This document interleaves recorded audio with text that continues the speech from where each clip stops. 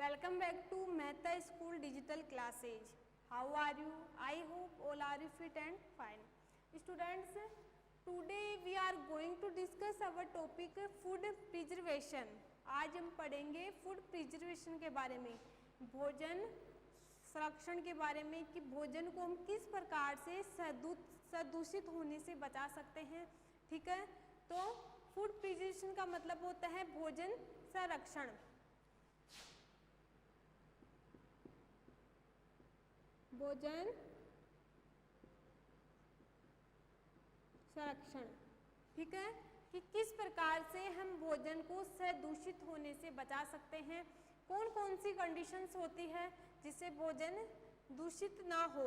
ठीक है, देखो, the process in which the food materials are given a suitable physical और chemical treatment to prevent this spoilage is called food preservation. Food preservation का मतलब होता है कि इस प्रोसेस के अंदर हम कुछ भी मटेरियल्स लेते हैं, ठीक है, चाहे से मांस हो, इसके अलावा अचार हो, या फिर घर पे बनाई हुई रोटी हो या सब्जी हो, कुछ भी मटेरियल्स के रूप में हम कुछ भी ले सकते हैं। आर गिवन ए सुटेबल, उसको फिजिकल रूप से, भौतिक रूप से, एंड केमिकल ट्रीटमेंट, कुछ रासायनिक होते हैं, कुछ भौतिक प्रोसेस होते हैं, उनसे ट्रीटमेंट देके क्या करते हैं, उस भोजन को हम स्पॉइलाइज होने से बचा सकते हैं। ठीक है, देर स्पॉइलाइज खराब होने से बचा सकते हैं फिजिकल और केमिकल ट्रीटमेंट देखे, तो इसको हम क्या बोलते हैं, फूड प्रिजर्वेशन। तो हम सीधी भाषा में बोलते हैं कि फूड प्रिजर्वेशन के में हम भोजन को भौतिक और रासायनिक द्वारा कुछ प्रयोग करके, कुछ ट्रीटमेंट देके करके उस भोजन को दूषित होने से बचा सकते हैं, उसको हम बोलते हैं भोजन संरक्षण। समझ में आ गया। मटेरियल्स के रूप में हम कुछ भी ले सकते हैं, ठीक है, जैसे मांस है, उसको भी ज़्यादा दिनों तक हम रखें तो किस प्रकार से उसको रख सकते हैं, सेफ रख सकते हैं। इसी प्रकार घर पे बनाया हुआ अचार है, उसको भी हमें ज़्यादा दिनों तक सेफ रखना है तो किस प्रकार से रखें। समझ में आ गया। देखो, इसके बाद देखो, food preservation is the technique to prevent food spoilage, food poisoning and microbial. Food preservation का मतलब होता है कि इस टेक्निक के अंदर क्या होता है, फूड को हम क्या करें, फूड स्पॉइलेज, फूड को खराब होने से बचाएं, फूड पॉइजनिंग, जो फूड जहरीला हो जाता है, एंड माइक्रोबियल, उसमें विभिन्न प्रकार के फूड प्रिजर्वेशन का मतलब होता है कि भोजन का जहरीला होना, उसमें विभिन्न प्रकार के रोगाणु का आना। ठीक है, तो कॉन्स्टूमेट in the food, how is spoilage food affected, जो खराब भोजन होता है वो किस प्रकार से अफेक्टेड होता है, क्या क्या प्रभाव हमें उसमें दिखाई देते हैं कि ये भोजन प्रदूषित हो गया, खराब हो गया। ठीक है, तो देखो, फर्स्ट पॉइंट है इमिट्स बैड और फूल स्मेल, उस भोजन से अलग ही स्मेल आती है। जैसे हम घर पे सब्जी बनाते हैं, ठीक है, हमने शाम को सब्जी बनाई, सर्दियों में तो उस सब्जी को 1-2 दिन तक हम रख सकते हैं, लेकिन गर्मियों में क्या होता है, जब भी हम सब्जी बनाते हैं उसको रात को बनाने के बाद सुबह यूज में नहीं ले सकते, क्योंकि उसका कलर भी क्या होता है, चेंज हो जाए और उसमें गंदी बदबू से आनी शुरू हो जाती है। तो समझ में आ गया कि जो खराब भोजन होता है उससे हमें किस प्रकार से हम पहचान करते हैं, तो उसकी स्मेल से, और उसका कलर भी बिल्कुल अलग से दिखाई देने लगता है। इसके बाद देखो, टेस्ट एंड चेंज, जो भोजन दूषित हो जाता है, ठीक है, दूषित भोजन हो जाता है, उसका टेस्ट भी अलग हो जाता है, वो खाने में अलग ही टेस्ट आता है। समझ में आ गया। इसके बाद थर्ड पॉइंट है न्यूट्रिटिव वैल्यू इज अफेक्टेड, उसमें जो पोषक तत्व की जो वैल्यू थी, ठीक है, जैसे दाल है, ठीक है, ये क्या है, एक तरह से न्यूट्रिटिव पोर्शन है, पोषक तत्व है हमारी बॉडी के लिए जो बहुत इंपॉर्टेंट है, लेकिन उसी फूड को हम क्या हो जाए, वो फूड प्रिजर्वेशन हो जाए, ठीक है, वो भोजन प्रदूषित हो जाए, तो वो क्या है, उसकी जो न्यूट्रिटिव वैल्यू है, पोषक तत्व की जो उसकी जो वैल्यू है, वो क्या हो जाती है, अफेक्टेड हो जाती है, प्रभावित हो जाती है। इसके बाद कलर चेंज, कोई भी चीज प्रदूषित होने के बाद उसका कलर भी चेंज हो जाता है। इन 4 कंडीशन में हम भोजन को बता सकते हैं कि ये फूड क्या है, स्पॉइलाइज है, खराब भोजन है, जिसको हम सेवन भी नहीं करना चाहिए, क्योंकि खराब भोजन सेवन करने से क्या होता है, हमारे शरीर में विभिन्न प्रकार की बीमारियां होती है। समझ में आ गया। देखो food preservation is the answer to prevent spoil. इसका सीधे भाषा में अपन बोले कि फूड प्रिजर्वेशन का मतलब क्या होता है, भोजन का खराब होना।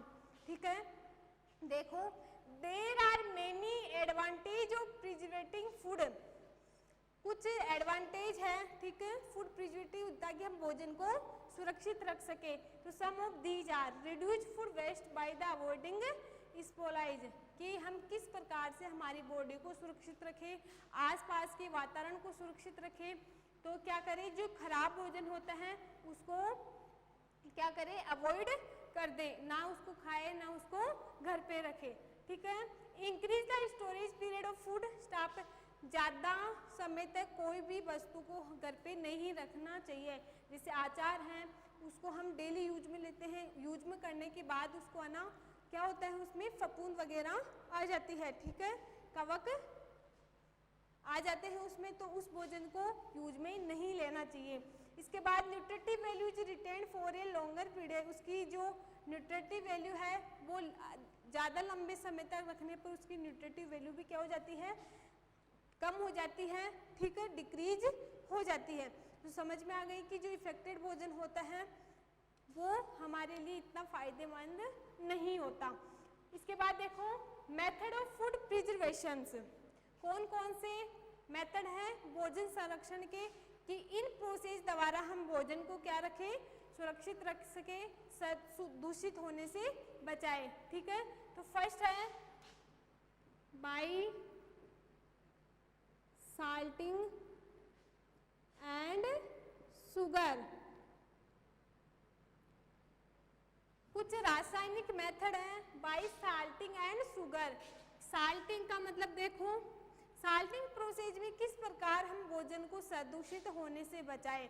देखो अधिकतर जो मांस वगैरह होते हैं उनको हम क्या कर दें, नमक से ढक दें, तो वो क्या होते हैं, ज़्यादा दिनों तक वो सेफ रह सकते हैं। तो ये कौन सा मेथड है, केमिकल मेथड है। ठीक है, फिजिकल मेथड है।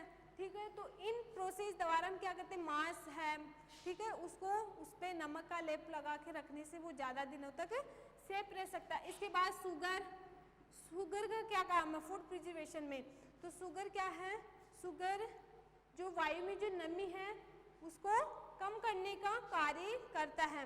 जैसे हम घर पे मिठाई वगैरह बनाते हैं तो क्या करते हैं, ये नमी का काम करता है शुगर्स। तो इसके द्वारा भी साल्टिंग और शुगर के द्वारा हम फूड प्रिजर्वेशन कर सकते हैं। इसके बाद सेकंड पॉइंट है वाई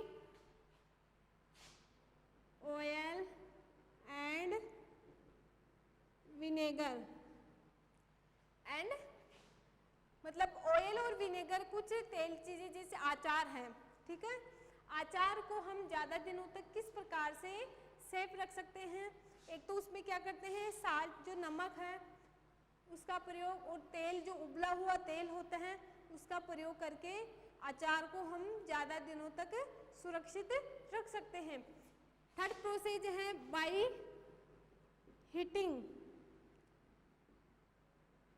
हीटिंग मेथड में क्या होता है, हीटिंग प्रोसेस में क्या होता है, कोई भी जैसे दूध है, गर्मियों में दूध क्या होता है, फट जाता है 4 घंटे 5 घंटे, लास्ट 8 घंटे के बाद गर्मियों में दूध, कच्चा दूध क्या होता है, फट जाता है। तो क्या करते हैं, हम दूध को गर्म करते हैं। जैसे हमारी माँ है घर पे क्या करती हैं, दूध को गर्म करके फिर ठंडा करके देती, क्योंकि जो भी दूध होता है उसमें पाए जाने वाले बैक्टीरिया गर्म करने पर किल हो जाते हैं, मर जाते हैं, और वो दूध हमारे लिए क्या हो जाता है, यूजफुल हो जाता है, मतलब हमारी बॉडी के लिए अच्छा रहता है। तो दूध को हमेशा उबाल कर पीना चाहिए। इसके बाद है बाई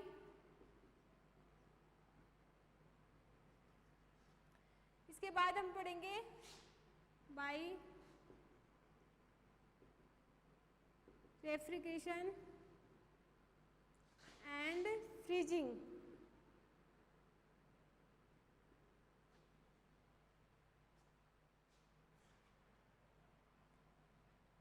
ठीक है, रेफ्रिजरेशन एंड फ्रीजिंग। ठीक है, इसके द्वारा भी कुछ वस्तु जैसे अधिकतर फ्रीजिंग में मतलब फ्रीज में सब्जियों को रखने से वो हम सब्जियों को ज़्यादा दिनों तक स्टोर करके रख सकते हैं।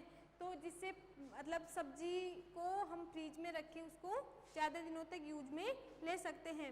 एंड रेफ्रिजरेशन उस सामान है जिसको भी हम फ्रीज में रख के ज़्यादा दिनों तक सेव रख सकते हैं और उसको दूषित होने से बचा सकते हैं। इसके बाद है बाई स्मोकिंग, ठीक है। 6 पॉइंट पढ़ेंगे हम इसमें। बाई सनलाइट,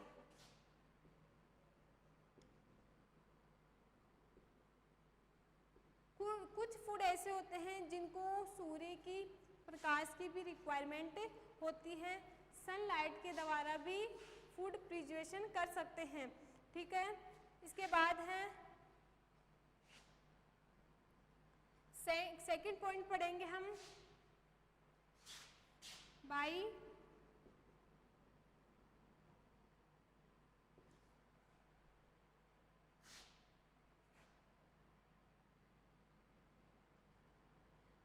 पास्चुरेशन, मतलब इसमें क्या होता है, जब भी हम दूध को उबालते हैं, ठीक है, उबालने के बाद क्या होता है, दूध में पाए जाने वाले जो विभिन्न प्रकार की जो बैक्टीरिया है वो क्या होते हैं, दूध हो जाते हैं। तो उबले हुए दूध को हम क्या बोलते हैं, पास्चुरित दूध।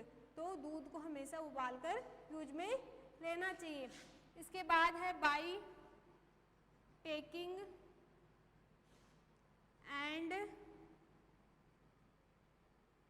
स्टोरेज, मतलब अधिकतर क्या होता है स्टूडेंट्स, दुकानों पर हम जब कोई भी सामान लाते हैं, ठीक है, तो वो क्या होता है, पैकिंग होके आता है, बिल्कुल सील पैक है। तो इससे भी हम क्या कर सकते हैं, फूड प्रिजर्वेशन, भोजन को सुरक्षित रखने में बाई पैकिंग और स्टोरेज भी सही मेथड है। तो इसके द्वारा भी हम फूड प्रिजर्वेशन कर सकते हैं। तो समझ में आ गए कि किस प्रकार से हम फूड प्रिजर्वेशन करते हैं और उनसे क्या क्या इफेक्टेड है, किस प्रकार से फूड प्रिजर्वेशन से हमारी बॉडी में क्या क्या इफेक्ट होते हैं।